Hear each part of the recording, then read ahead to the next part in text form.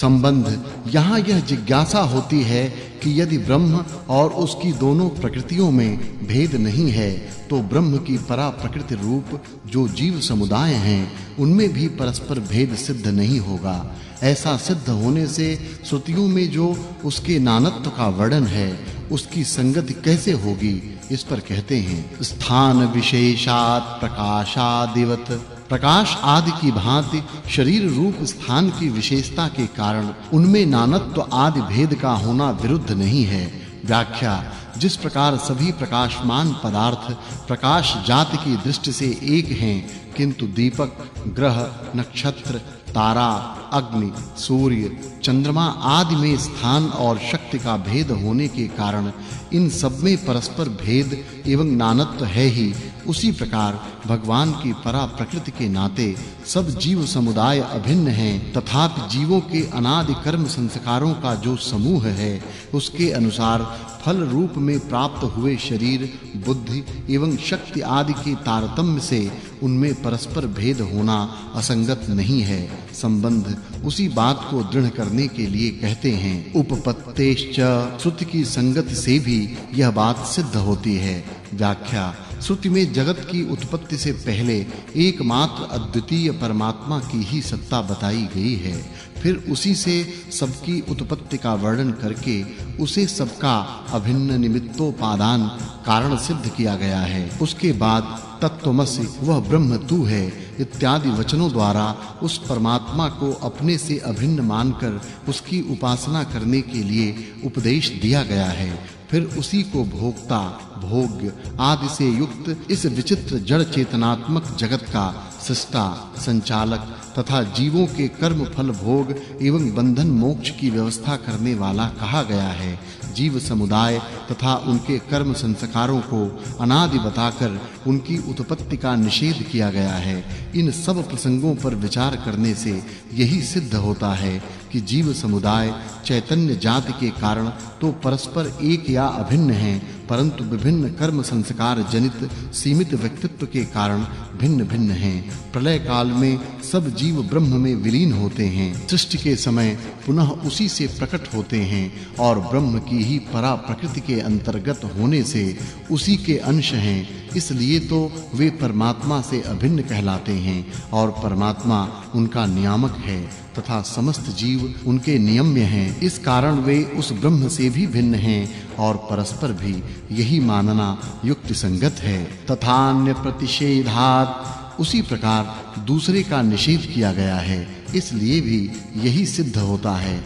व्याख्या: श्रुति में जगह-जगह पर ब्रह्म परमात्मा से भिन्न दूसरी किसी वस्तु की सत्ता का निषेध किया गया है। इससे भी यही सिद्ध होता है कि अपनी अपरा और परा दोनों शक्तियों से संपन्न वह पर ब्रह्म परमात्मा ही नाना रूपों में प्रकट हो रहा है। उसकी दोनों प्रकृतियों में नानत्व होने पर भी उसमें कोई भेद नहीं है। वह सर्वथा निर्विकार, असंग, भेद रहित और अखंड है। संबंध पूर्वोक्त बात को ही सिद्ध करने के लिए दूसरी युक्ति प्रस्तुत करते हैं। अनेन सर्वगतत्व मायाम शब्दादिभ्यः। इस प्रकार भेद और अभेद के विवेचन से तथा श्रुति में जो ब्रह्म की व्यापकता को सूचित करने वाले शब्द आदि हेतु हैं उनसे भी उस ब्रह्म का सर्वगत, सर्वत्र व्यापक होना सिद्ध होता है। व्याख्या: उस सर्वश्रेष्ठ पुरुषोत्तम से यह संपूर्ण जगत परिपूर्ण हो रहा है। परम पुरुष वह है जिससे यह समस्त जगत व्याप्त है। इत्यादि श्रुति और स्मृति के वचनों में जो परमात्मा की सर्वव्यापकता को सूचित करने वाले सर्वगत आदि शब्द प्रयुक्त हुए हैं उनसे तथा उपयुक्त विवेचन से भी यही सिद्ध होता है कि वह परमात्मा सर्वत्र व्यापक है। सर्वथा अभेद मान लेने से इस व्याप्य व्यापक भाव की सिद्धि नहीं होगी। अतः यही निश्चय हुआ कि पर ब्रह्म पुरुषोत्तम अपनी दोनों प्रकृतियों से भिन्न भी है और अभिन्न भी, क्योंकि वे उनकी शक्ति हैं शक्ति और शक्तिमान में भेद नहीं होता, इसलिए तथा उन प्रकृतियों के अभिन्न निमित्तोपादान कारण होने से भी वे उनसे अभिन्न हैं और इस प्रकार अभिन्न होते हुए भी उनके नियंता होने के कारण वे उनसे सर्वथा विलक्षण एवं उत्तम भी हैं। संबंध इस तरह उस ब्रह्म के स्वरूप का प्रतिपादन करके अब इस बात का निर्णय करने के लिए कि जीवों के कर्मों का यथा योग्य फल देने वाला कौन है, अगला प्रकरण आरंभ किया जाता है। फलमत उपपत्तेह, जीवों के कर्मों का फल इस पर ब्रह्म से ही होता है, क्योंकि ऐसा मानना ही युक्ति संगत है। व्याख्या जो सर्वशक्तिमान और सबके कर्मों को जानने वाला हो, वही जीवों द्वारा किए हुए कर्मों का यथा योग्य फल प्रदान कर सकता है। उसके सिवा न तो जड़ प्रकृति ही कर्मों को जानने और उनके फल की व्यवस्था करने में समर्थ है और न स्वयं जीवात्मा ही, क्योंकि वह अल्पज्ञ और अल्प शक्ति वाला है। कहीं-कहीं जो देवता आदि को कर्मों का फल देने वाला कहा गया है, वह भी भगवान के विधान को लेकर कहा गया है। भगवान ही उनको निमित्त बनाकर वह फल देते हैं। इस न्याय से यही सिद्ध हुआ कि जीवों के कर्म फल भोग की व्यवस्था करने वाला वह परमात्मा ही है, दूसरा कोई नहीं। संबंध केवल युक्ति से ही यह बात सिद्ध होती है ऐसा नहीं, किंतु श्रुतत्वाच्च, श्रुति में ऐसा ही कहा गया है, इसलिए भी यही मानना ठीक है कि कर्मों का फल परमात्मा से ही प्राप्त होता है। व्याख्या वह परमेश्वर ही कर्म फल को देने वाला है। इसका वर्णन वेद में इस प्रकार आता है, य एष सुप्ते सुजागर्ति कामं कामं पुरुषो निर्मिमाणः तदेव शुक्रम तद ब्रह्म तदेवामृतमुच्यते। जो यह जीवों के कर्मानुसार नाना प्रकार के भोगों का निर्माण करने वाला परम पुरुष परमेश्वर प्रलय काल में सबके सो जाने पर भी जागता रहता है, वही परम विशुद्ध है, वही ब्रह्म है और उसी को अमृत कहते हैं। तथा श्वेताश्वतर में भी इस प्रकार वर्णन आया है, नित्यो नित्यानां चेतनश्चेतना नामेको बहुनाम यो विदधाति कामान। जो एक नित्य चेतन परमात्मा बहुत से नित्य चेतन आत्माओं के कर्म फल भोगों का विधान करता है, इन वेद वाक्यों से भी यही सिद्ध होता है कि जीवों के कर्म फल की व्यवस्था करने वाला परमेश्वर ही है। संबंध उस विषय में आचार्य जैमिनी का मत उपस्थित किया जाता है। धर्मम जैमिनिरत एव, पूर्वोक्त कारणों से ही जैमिनी धर्म कर्म को फलदाता कहते हैं। व्याख्या जैमिनी आचार्य मानते हैं कि युक्ति और वैदिक प्रमाण इन दोनों कारणों से यह सिद्ध होता है कि धर्म अर्थात कर्म स्वयं फल का दाता है, क्योंकि यह प्रत्यक्ष देखा जाता है कि खेती आदि कर्म करने से अन्न की उत्पत्ति रूप फल होता है। इसी प्रकार वेद में भी अमुक फल की इच्छा हो तो अमुक कर्म करना चाहिए, ऐसा विधि वाक्य होने से ही सिद्ध होता है कि कर्म स्वयं ही फल देने वाला है। उससे भिन्न किसी कर्म फल दाता की कल्पना आवश्यक नहीं है। संबंध आचार्य जैमिनी के इस कथन को अयुक्त सिद्ध करते हुए सूत्रकार अपने मत को ही उपादेय बताते हैं। पूर्वम तु बादरायणो हेतु व्यपदेशात्, परंतु वेदव्यासः पूर्वोक्त परमेश्वर को ही कर्म फल दाता मानते हैं, क्योंकि वेद में उसी को सबका कारण बताया गया है, इसलिए जैमिनी का कथन ठीक नहीं है। व्याख्या सूत्रकार व्यास जी कहते हैं कि जैमिनी जो कर्म को ही फल देने वाला कहते हैं वह ठीक नहीं। कर्म तो निमित्त मात्र होता है, वह जड़ परिवर्तनशील और क्षणिक होने के कारण फल की व्यवस्था नहीं कर सकता। अतः जैसा कि पहले कहा गया है, वह परमेश्वर ही जीवों के कर्मानुसार फल देने वाला है, क्योंकि श्रुति में ईश्वर को ही सबका हेतु बताया गया है।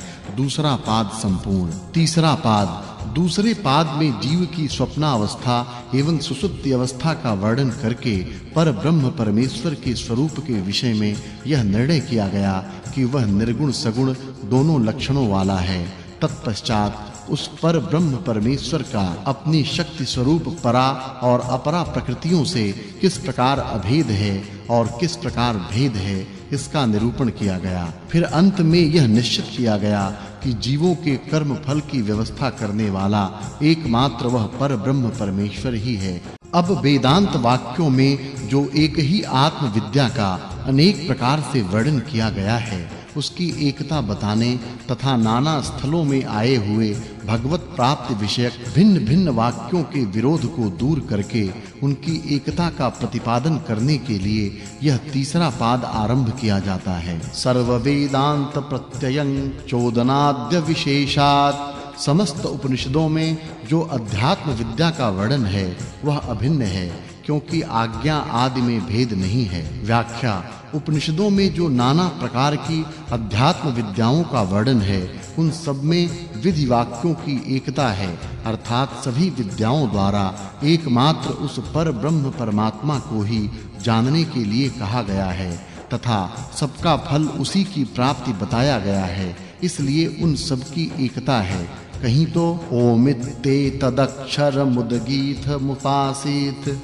ओम यह अक्षर उद्गीत है, इस प्रकार इसकी उपासना करें इत्यादि वाक्यों से प्रतीकोपासना का वर्णन करके उसके द्वारा उस पर ब्रह्म को लक्ष्य कराया गया है। और कहीं सत्यम ज्ञानम अनंतम ब्रह्म, ब्रह्म सत्य ज्ञान स्वरूप और अनंत है, यही सर्वेश्वर सर्वज्ञ सर्वांतर्यामी सबका परम कारण सब प्राणियों की उत्पत्ति और प्रलय का स्थान है। इस प्रकार विधिमुख से उसके कल्याणमय दिव्य लक्षणों द्वारा उसको लक्ष्य कराया गया है तथा कहीं शब्द रहित, स्पर्श रहित, रूप रहित, रस रहित और गंध रहित तथा अविनाशी, नित्य, अनादि, अनंत, सीमा रहित, सर्वश्रेष्ठ, इस प्रकार समस्त प्राकृत जड़ और चेतन पदार्थों से भिन्न बताकर उसका लक्ष्य कराया गया है। और अंत में कहा गया है कि इसे पाकर उपासक जन्म मरण से छूट जाता है।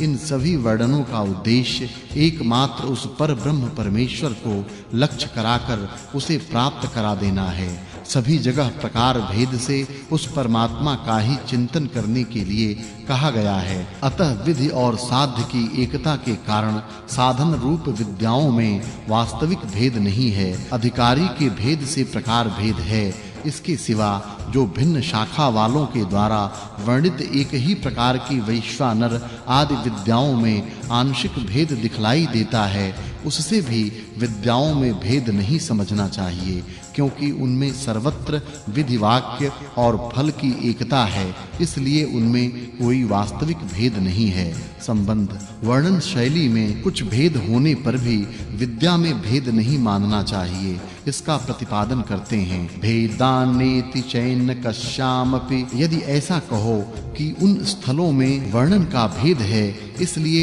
एकता सिद्ध नहीं होती, तो यह कहना ठीक नहीं है, क्योंकि एक विद्या में भी इस प्रकार वर्णन का भेद होना अनुचित नहीं है। व्याख्या जगत के कारण को ब्रह्म कहा गया है और वही उपास्य होना चाहिए, किंतु कहीं तो जगत की उत्पत्ति के पूर्व एक सत ही था। उसने इच्छा की कि मैं बहुत हो जाऊं, उसने तेज को उत्पन्न किया।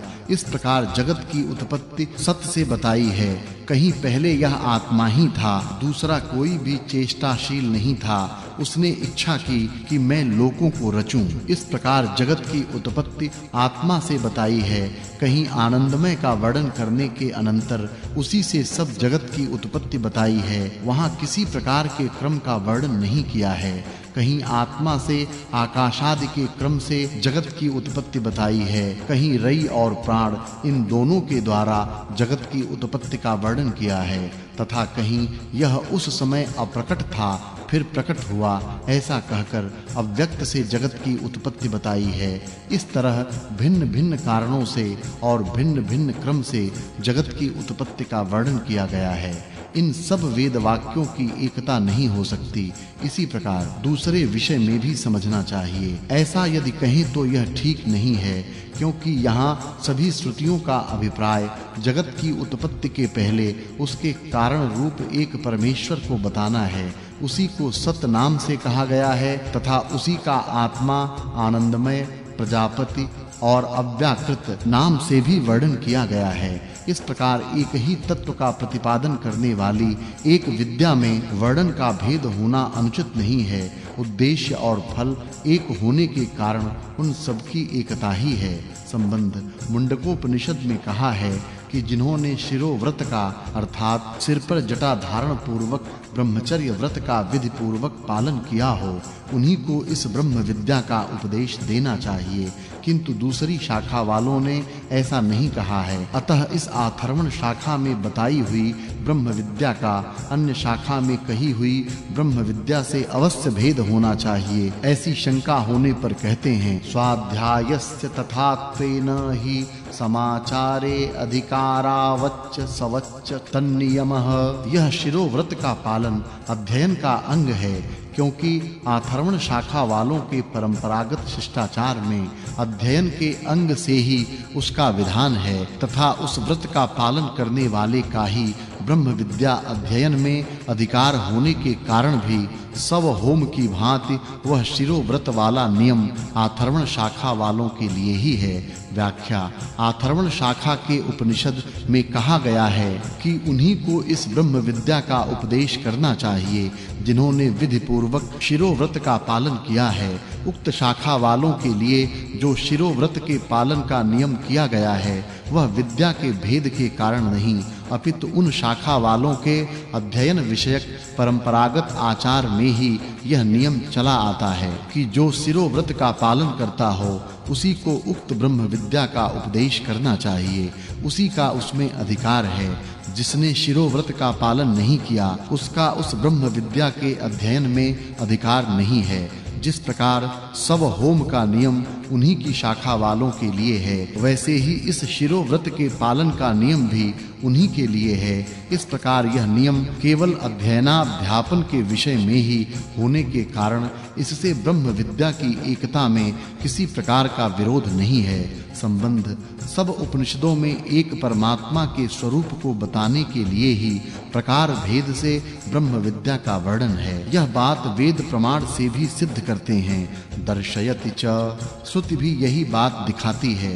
व्याख्या कठोपनिषद में कहा है कि सर्वे वेदा यत् पदमामनन्ति, समस्त वेद जिस परम प्राप्य परमेश्वर का प्रतिपादन करते हैं इत्यादि इसी प्रकार का वर्णन अन्यान्य श्रुतियों में भी है। तथा श्रीमद् भगवत गीता में भगवान ने भी कहा है कि वेदैश्च सर्वैरहमेव वेद्यः, सब वेदों के द्वारा जानने योग्य मैं ही हूँ। इस प्रकार श्रुति स्मृतियों के सभी वचनों का एक ही उद्देश्य देखने में आता है। इसलिए यही सिद्ध होता है कि ब्रह्म विद्या भिन्न भिन्न नहीं है। संबंध यदि यही बात है तो एक जगह के वर्णन में दूसरी जगह की अपेक्षा कुछ बातें अधिक बताई गई हैं और कहीं कुछ बातें कम हैं। ऐसी परिस्थिति में विभिन्न प्रकरणों के वर्णन की एकता कैसे होगी, इस जिज्ञासा पर कहते हैं उपसंहारो अर्थाभेदा द्विधिशेषवत् समाने च। एक प्रकार की विद्या में ही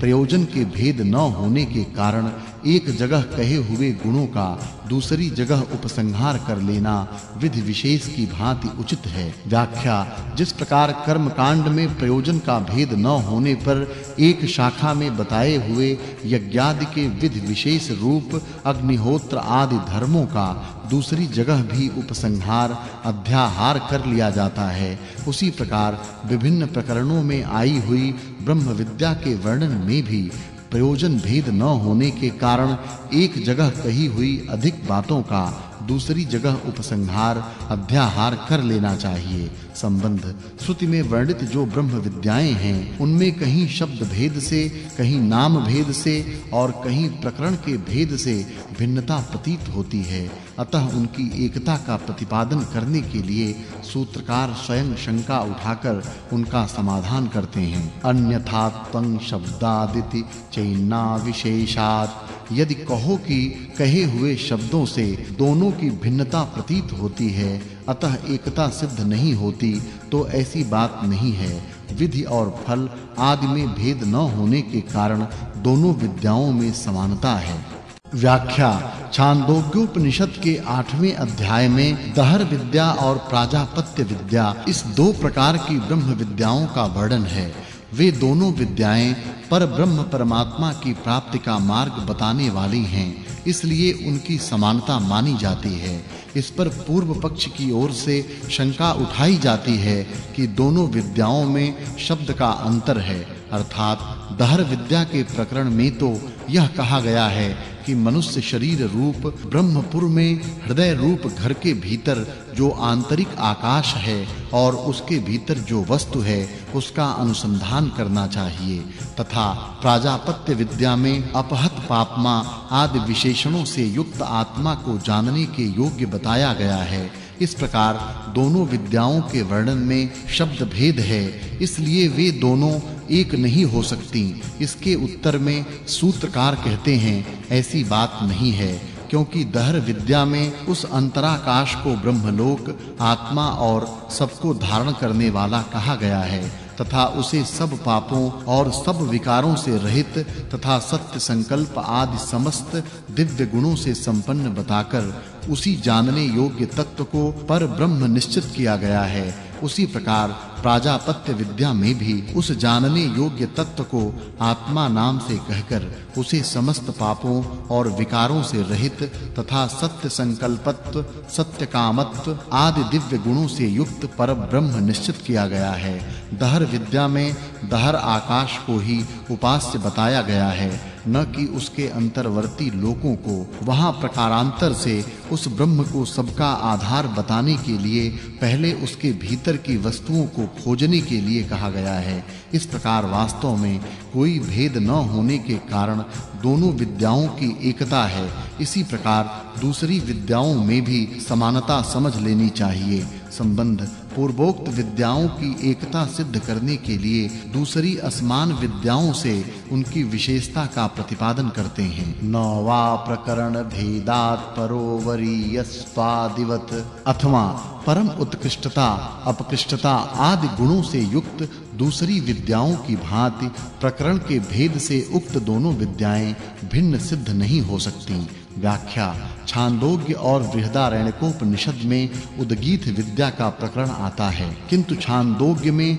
जो उद्गीत विद्या है वह अत्यंत श्रेष्ठ है, क्योंकि वहां उद्गीत की ओंकार अक्षर के साथ एकता करके उसका महत्व बढ़ाया गया है, इसलिए उसका फल भी अत्यंत श्रेष्ठ बताया गया है। किंतु बृहदारण्यक की उद्गीत विद्या केवल प्राणों का श्रेष्ठत्व संपादन करने के लिए तथा यज्ञादि में उद्गीत गान के समय स्वर की विशेषता दिखाने के लिए है, इसलिए उसका फल भी वैसा नहीं बताया गया है। दोनों प्रकरणों में केवल देवासुर संग्राम विषयक समानता है, पर उसमें भी उपासना के प्रकार का भेद है। अतः किंचन मात्र समानता के कारण दोनों की समानता नहीं हो सकती। समानता के लिए उद्देश्य, विधेय और फल की एकता चाहिए, वह उन प्रकरणों में नहीं है, इसलिए उनमें भेद होना उचित है। किंतु ऊपर कही हुई दहर विद्या और प्राजापत्य विद्या में ऐसी बात नहीं है, केवल वर्णन का भेद है। अतः वर्णन मात्र का भेद होने के कारण उत्तम और मध्यम आदि के भेद से युक्त उद्गीत विद्या की भांति ऊपर कही हुई दहर विद्या और प्राजापत्य विद्या में भेद सिद्ध नहीं हो सकता, क्योंकि दोनों के उद्देश्य, विधेय और फल में भेद नहीं है। संबंध अब दूसरे प्रकार की शंका का उत्तर देकर दोनों विद्याओं की एकता सिद्ध करते हैं। संज्ञाश्चेत दुक्तमस्तितु तदपि, यदि कहो कि संज्ञा के परस्पर भेद होने के कारण एकता सिद्ध नहीं हो सकती, तो उसका उत्तर दे चुके हैं, तथा वह संज्ञा भेद के कारण होने वाली विद्या विषयक विषमता भी अन्यत्र है। व्याख्या यदि कहो कि उसमें संज्ञा का अर्थात नाम का भेद है, उस विद्या का नाम दहर विद्या है और दूसरी का नाम प्राजापत्य विद्या है, इसलिए दोनों की एकता नहीं हो सकती, तो इसका उत्तर हम पहले सूत्र में ही दे चुके हैं। वहां बता आए हैं कि समस्त उपनिषदों में भिन्न-भिन्न नामों से जिन ब्रह्म विद्याओं का वर्णन है, उन सब में विधि वाक्य, फल और उद्देश्य, विधेय आदि की एकता होने से सब ब्रह्म विद्याओं की एकता है, इसलिए यहाँ संज्ञा भेद से कोई विरोध नहीं है। इसके सिवा जिनमें उद्देश्य, विधेय और फल आदि की समानता नहीं है, उन विद्याओं में संज्ञा आदि के कारण भेद होता है और वैसी विद्याओं का वर्णन भी उपनिषदों में है ही। संबंध नाम का भेद होने पर भी विद्या में एकता हो सकती है, इस बात को सिद्ध करने के लिए दूसरा कारण बतलाते हैं। व्याप्तेश्च समंजसम, ब्रह्म सर्वत्र व्याप्त है, इस कारण भी ब्रह्म विद्याओं में समानता है। व्याख्या पर ब्रह्म परमात्मा सर्वव्यापी, सर्वशक्तिमान और सर्वज्ञ है, इसलिए ब्रह्म विषयक विद्या के भिन्न-भिन्न नाम और प्रकरण होने पर भी उनकी एकता होना उचित है, क्योंकि उन ब्रह्म विषयक सभी विद्याओं का उद्देश्य एकमात्र पर ब्रह्म परमात्मा के ही स्वरूप का नाना प्रकार से प्रतिपादन करना है। संबंध अब यह जिज्ञासा होती है कि विद्याओं की एकता और विभिन्नता का निर्णय करने के लिए प्रकरण, संज्ञा और वर्णन की एकता और भेद की अपेक्षा है या नहीं, इस पर कहते हैं सर्वभेदादन्यत्रे में, सर्व स्वरूप पर ब्रह्म संबंधी विद्या से दूसरी विद्या के संबंध से इन पूर्व सूत्रों में कहे हुए सभी हेतुओं का उपयोग है। व्याख्या पर ब्रह्म परमात्मा सबसे अभिन्न सर्वस्वरूप हैं, अतः उनके तत्व का प्रतिपादन करने वाली विद्याओं में भी भेद नहीं है। अतः संज्ञा, प्रकरण और शब्द से इनकी भिन्नता सिद्ध नहीं की जा सकती, क्योंकि ब्रह्म की सभी संज्ञाएं हो सकती हैं। प्रत्येक प्रकरण में उसकी बात आ सकती है तथा उसका वर्णन भी भिन्न-भिन्न सभी शब्दों द्वारा किया जा सकता है, किंतु ब्रह्म विद्या के अतिरिक्त जो दूसरी विद्याएं हैं, जिनका उद्देश्य ब्रह्म का प्रतिपादन करना नहीं है, उनकी एक दूसरी से भिन्नता या अभिन्नता को समझने के लिए पहले कहे हुए प्रकरण, संज्ञा और शब्द, इन तीनों हेतुओं का उपयोग किया जा सकता है। संबंध श्रुति में एक जगह ब्रह्म विद्या के प्रकरण में ब्रह्म के जो आनंद, सर्वज्ञता, सर्वकामता, सत्य संकल्पत्व, सर्वेश्वरत्व और सर्वशक्तिमत्ता आदि धर्म बताए गए हैं, उनका उपसंहार संग्रह दूसरी जगह ब्रह्म के वर्णन में किया जा सकता है। यह बात पहले सूत्र में कही गई है। अतः यह जिज्ञासा होती है कि तैत्तरीयोपनिषद में आनंदमय पुरुष के वर्णन में पक्षी के रूपक में जिन शब्दों का वर्णन आता है, क्या उनका भी सर्वत्र उपसंहार किया जा सकता है? इस पर कहते हैं आनंदादयः प्रधानस्य, आनंद आदि सर्वश्रेष्ठ पर ब्रह्म परमात्मा के धर्म हैं, उन सबका अन्यत्र भी ब्रह्म के वर्णन में अध्याहार किया जा सकता है। व्याख्या आनंद, सर्वगतत्व, सर्वात्मत्व और सर्वज्ञता आदि जितने भी पर ब्रह्म परमात्मा के धर्म हैं, वे यदि श्रुति में एक जगह ब्रह्म के वर्णन में आए हैं, तो दूसरी जगह भी ब्रह्म के वर्णन में उनका उपसंहार किया जा सकता है। अर्थात एक जगह के वर्णन में जो धर्म या दिव्य गुण सूचक विशेषण छूट गए हैं, उनकी पूर्ति अन्यत्र के वर्णन से कर लेनी चाहिए। संबंध यदि ऐसी बात है, तब तो तैत्तरीयोपनिषद में जो आनंदमय आत्मा का प्रकरण आरंभ करके कहा गया है कि प्रिय ही उसका सिर है, मोद दाहिना पंख है, प्रमोद बायां पंख है, आनंद आत्मा है और ब्रह्म ही पुच्छ और प्रतिष्ठा है, इसके अनुसार प्रिय शिरस्त्व आदि धर्मों का भी सर्वत्र ब्रह्म विद्या में संग्रह हो सकता है। ऐसी आशंका होने पर कहते हैं प्रिय शिरस्त्वाद्य प्राप्ति रूप पचयापचयो हि भेदे।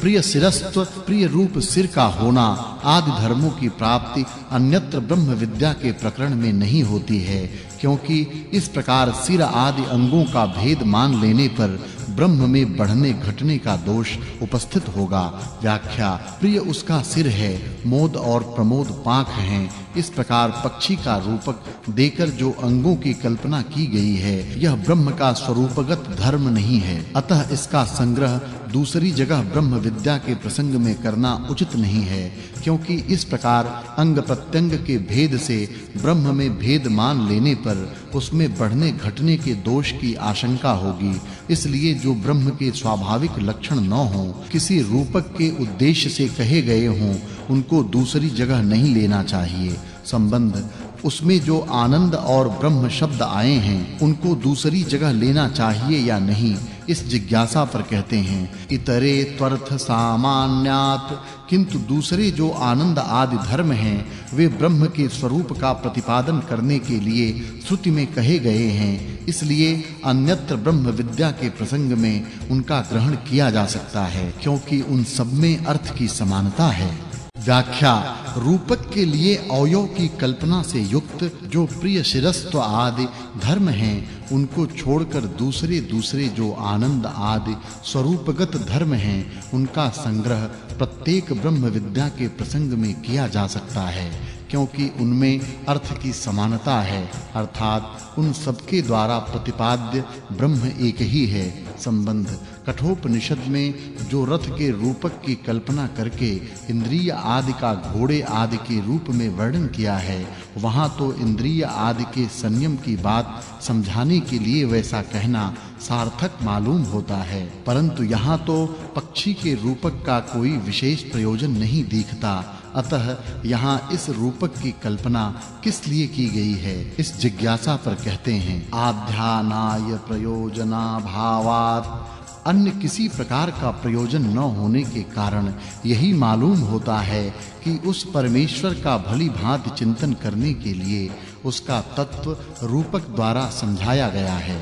व्याख्या इस रूपक का दूसरा कोई प्रयोजन दिखलाई नहीं देता, इसलिए यही समझना चाहिए कि पहले जिस पर ब्रह्म परमेश्वर का सत्य ज्ञान और अनंत के नाम से वर्णन करके उसको सबके हृदय में स्थित बतलाया है और उसकी प्राप्ति के महत्व का वर्णन किया है, उसको प्राप्त करने का एकमात्र उपाय बारंबार चिंतन करना है, पर उसके स्वरूप की कुछ जानकारी हुए बिना चिंतन नहीं हो सकता। अतः वह किस प्रकार सबके हृदय में व्याप्त है यह बात समझाने के लिए यहाँ अन्नमय आदि कोशवाचक शब्दों का प्रकरण उठाया गया, क्योंकि किसी पेटी में बंद करके गुप्त रखे हुए रत्न की भांति वह परमेश्वर भी सबके हृदय में बुद्धि रूप गुफा के भीतर छिपा है, यह तत्व समझाना है। वहां सबसे पहले जो यह अन्नमय स्थूल शरीर है इसको पुरुष के नाम से कहकर उसके अंगों की पक्षी के अंगों से तुलना करके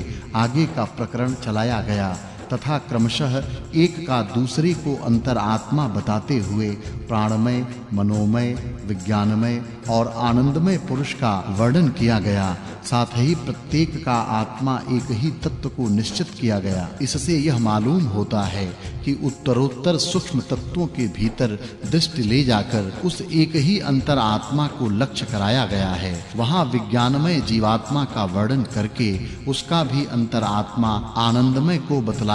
अंत में सबका अंतरात्मा आनंदमय को बतलाकर तथा उसका अंतरात्मा भी उसी को बतलाकर इस रूपक की परंपरा को समाप्त कर दिया गया। इससे यही सिद्ध होता है कि पर ब्रह्म परमेश्वर का भली भांति चिंतन करने के लिए उसके सूक्ष्म तत्व को समझाना ही इस रूपक का प्रयोजन है। संबंध यहाँ आनंदमय नाम से परमात्मा को ही लक्ष्य कराया गया है, अन्य किसी तत्व को नहीं। यह निश्चय कैसे हो सकता है, इस पर कहते हैं आत्म शब्दाच, आत्म शब्द का प्रयोग होने के कारण भी यह सिद्ध हो जाता है। व्याख्या ऊपर कहे हुए कारण के सिवा इस प्रकरण में बारंबार सबका अंतरात्मा बताते हुए अंत में विज्ञानमय का अंतरात्मा आनंदमय को बतलाया है। उसके बाद उसका अंतरात्मा दूसरे किसी को नहीं बतलाया। इससे यह सिद्ध हो जाता है कि यहाँ आनंदमय शब्द ब्रह्म का ही वाचक है। संबंध आत्मा शब्द का प्रयोग तो अधिकतर प्रत्यागात्मा जीवात्मा का ही वाचक होता है। फिर यह निश्चय कैसे हुआ कि यहाँ आत्मा शब्द ब्रह्म का वाचक है, इस पर कहते हैं आत्मग्रहीतिरित रवदुत्तरात्। आत्म शब्द से परमात्मा का ग्रहण दूसरी श्रुति की भांति उसके बाद के वर्णन से सिद्ध होता है। व्याख्या जिस प्रकार पहले यह एक आत्मा ही था, उसने इच्छा की कि मैं लोकों की रचना करूं। इस श्रुति में प्रजा की सृष्टि के प्रकरण को लेकर आत्मा शब्द का प्रयोग हुआ है, इसलिए यहाँ आत्मा शब्द को ब्रह्म का वाचक माना गया। उसी प्रकार तैत्तरीय श्रुति में भी आनंदमय का वर्णन करने के बाद तत्काल ही सो अकामयत बहुश्याम, उसने इच्छा की कि मैं बहुत हो जाऊं इत्यादि वाक्यों द्वारा उस आनंदमय आत्मा से समस्त जगत की उत्पत्ति का वर्णन किया गया है।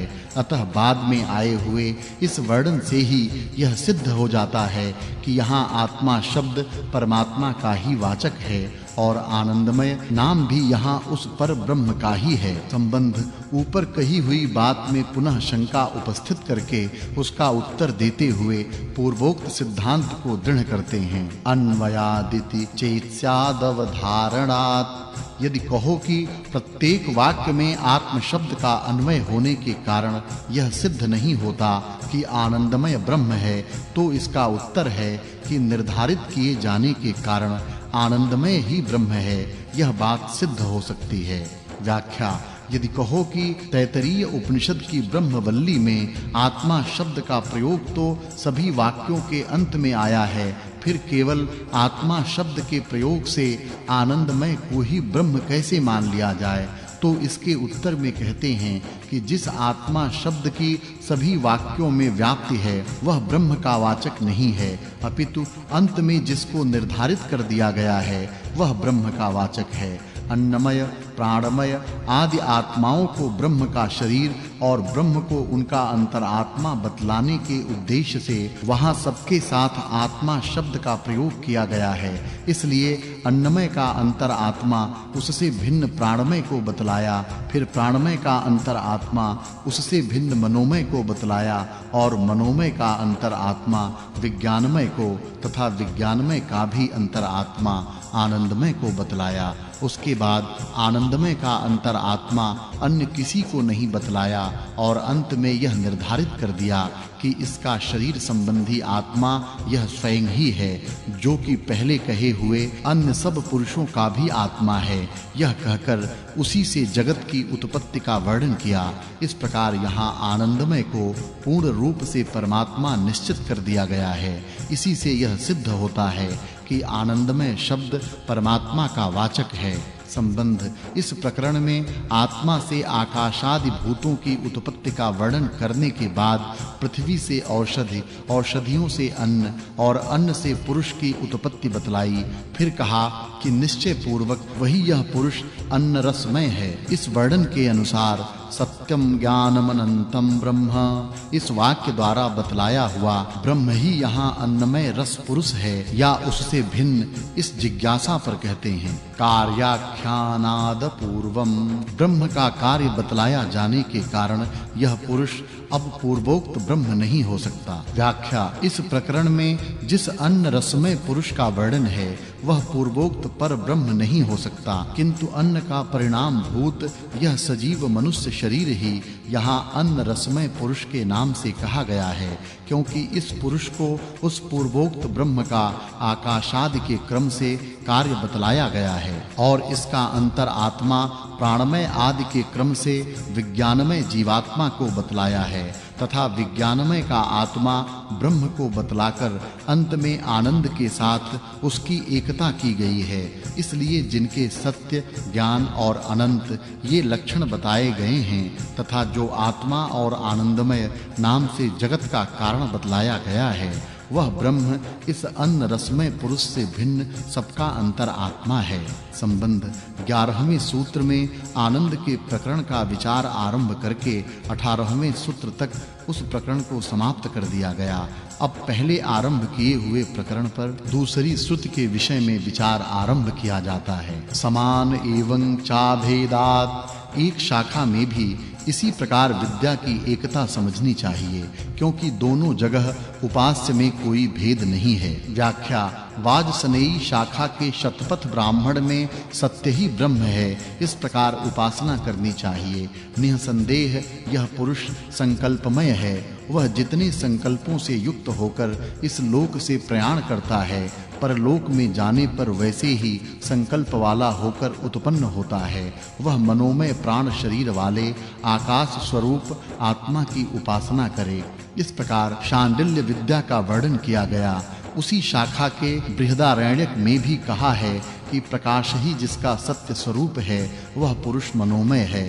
वह धान और जौ आदि के सदृश सूक्ष्म परिमाण वाला है वह उस हृदयाकाश में स्थित है, वह सबका स्वामी और सबका अधिपति है तथा यह जो कुछ है सभी का उत्तम शासन करता है। इन दोनों ग्रंथों में कही हुई इन विद्याओं में भेद है या अभेद, यह संशय उपस्थित होने पर सूत्रकार कहते हैं, जैसे भिन्न शाखाओं में विद्या की एकता और गुणों का उपसंहार उचित माना गया है, उसी प्रकार एक शाखा में कही हुई विद्याओं में भी एकता माननी चाहिए, क्योंकि वहां उपास्य में भेद नहीं है, दोनों जगह एक ही ब्रह्म उपास्य बताया गया है।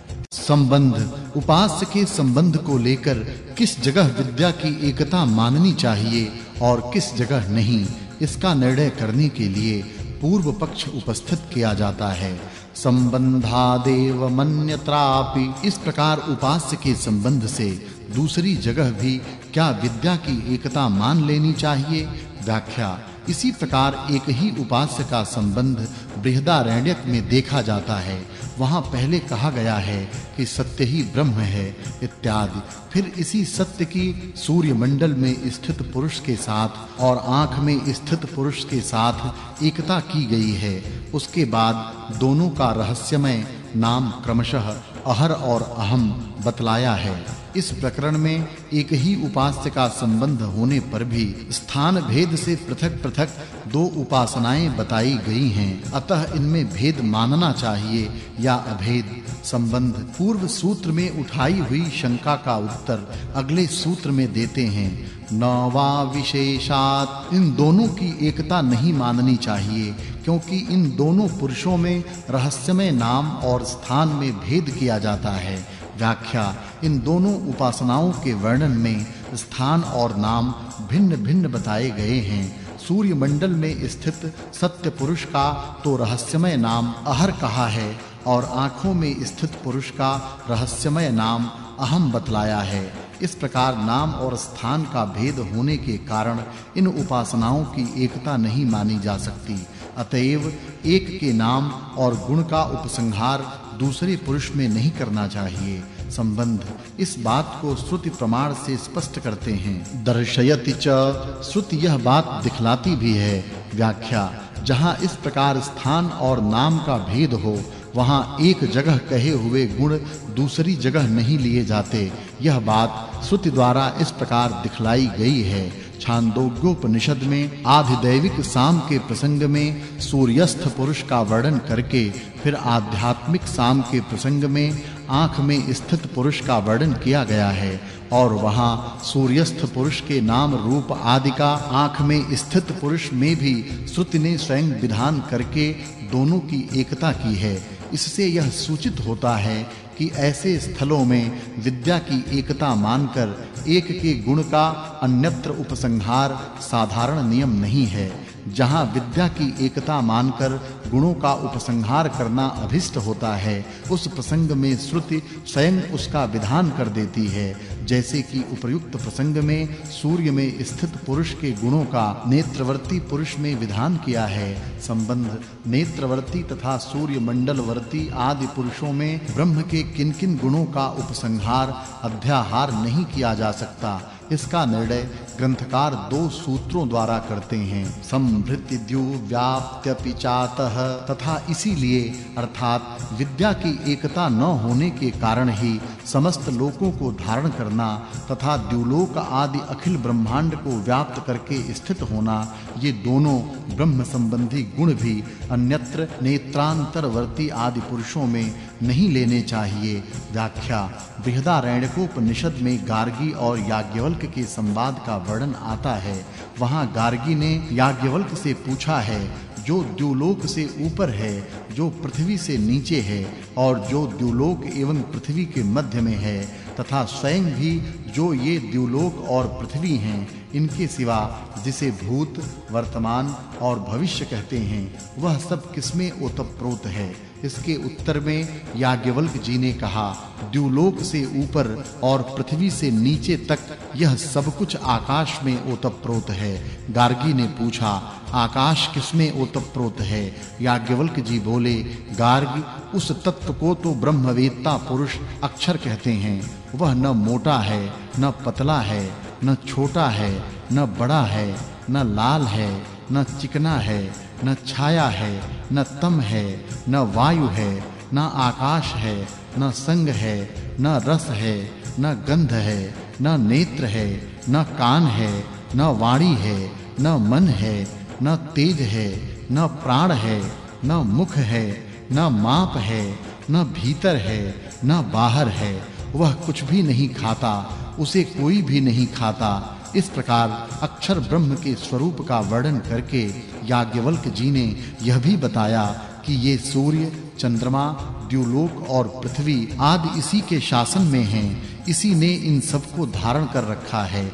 इस प्रसंग में अक्षर ब्रह्म के स्वरूप का प्रतिपादन करते हुए दो बातें मुख्य रूप से बताई गई हैं। एक तो वह द्युलोक से ऊपर और पृथ्वी के नीचे तक समस्त ब्रह्मांड में व्याप्त है, और दूसरी बात यह कि वही सबको धारण करने वाला है। इन दोनों गुणों का नेत्रांतरवर्ती और सूर्यमंडलवर्ती पुरुषों में अध्याहार नहीं किया जा सकता, क्योंकि प्रतीक उपासना के लिए सीमित स्थानों में स्थित कहे हुए पुरुष न तो सर्वव्यापक हो सकते हैं और न सबको धारण ही कर सकते हैं। इसी प्रकार अन्यत्र भी जहाँ पूर्ण ब्रह्म का वर्णन नहीं है, उन प्रतीकों में इन गुणों का उपसंहार नहीं हो सकता। यह भली भांति समझ लेना चाहिए। संबंध उक्त पुरुषों में ब्रह्म के गुणों का उपसंहार न हो, यह तो ठीक है, परंतु पुरुष विद्या में जो पुरुष के गुण बताए गए हैं, उनका उपसंहार तो अन्यत्र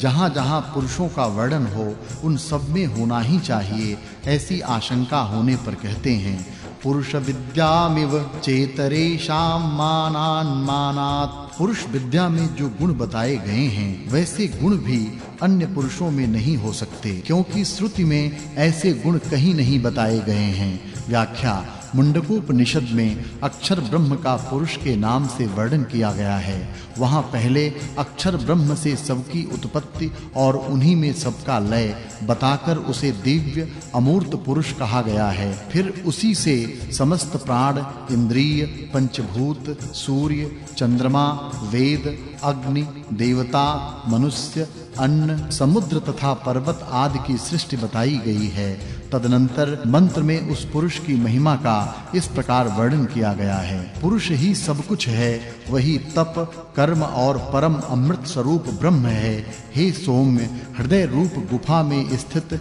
इस अंतर्यामी परम पुरुष को जो जानता है, वह यहीं इस मनुष्य शरीर में ही अविद्या जनित गांठ को छिन्न भिन्न कर देता है। इस प्रकार इस पुरुष विद्या के प्रकरण में जो पुरुष के सर्वोत्पादकत्व, परात्परत्व, सर्वव्यापकत्व और अविद्या निवारकत्व आदि दिव्य गुण बताए गए हैं, उनका भी नेत्रांतरवर्ती और सूर्यमंडलवर्ती आदि पुरुषों में तथा जहाँ-जहाँ स्थूल, सूक्ष्म या कारण शरीर का वर्णन पुरुष के नाम से किया गया है, उन पुरुषों में अध्याहार नहीं किया जा सकता, क्योंकि श्रुति में कहीं भी उनके लिए वैसे गुणों का प्रतिपादन नहीं किया गया है। उन प्रकरणों में उन पुरुषों के अंतर आत्मा परम पुरुष को लक्ष्य कराने के लिए उनको पुरुष नाम दिया गया है। संबंध इसी प्रकार वेदाद्यर्थ भेदात् बीधने आदि का वर्णन करके जो ब्रह्म को वेद का लक्ष्य बताया गया है, इन सब का अध्याहार भी अन्य विद्याओं में नहीं करना चाहिए, क्योंकि वहां प्रयोजन में भेद है। व्याख्या मुंडकोपनिषद में कहा है, हे सौम्य, उपनिषद में वर्णित प्रणव रूप महान धनुष को लेकर उस पर उपासना द्वारा तीक्ष्ण किया हुआ बाण चढ़ाना चाहिए। फिर भावपूर्ण चित्त के द्वारा उस बाण को खींचकर तुम परम अक्षर परमेश्वर को ही लक्ष्य बनाकर उसे बीधो।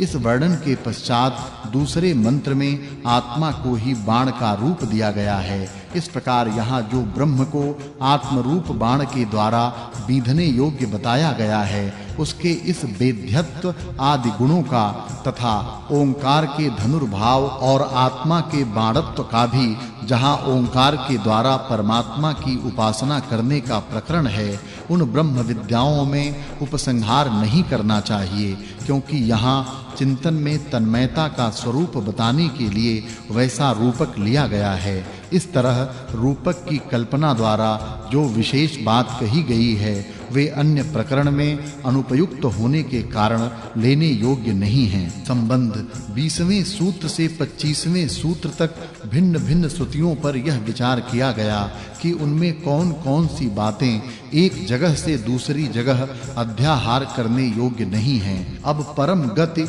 अर्थात परम धाम और परमात्मा की प्राप्ति विषयक श्रुतियों पर विचार करने के लिए अगला प्रकरण आरंभ किया जाता है। श्रुतियों में ब्रह्म विद्या का फल कहीं तो केवल दुख, शोक, बंधन और शुभाशुभ कर्मों की निवृत्ति मात्र बतलाया है, कहीं उसके पश्चात परम समता, परम धाम और परमात्मा की प्राप्ति का भी वर्णन है। अतः ब्रह्म विद्या के फल में भेद है या नहीं, इस जिज्ञासा पर कहते हैं।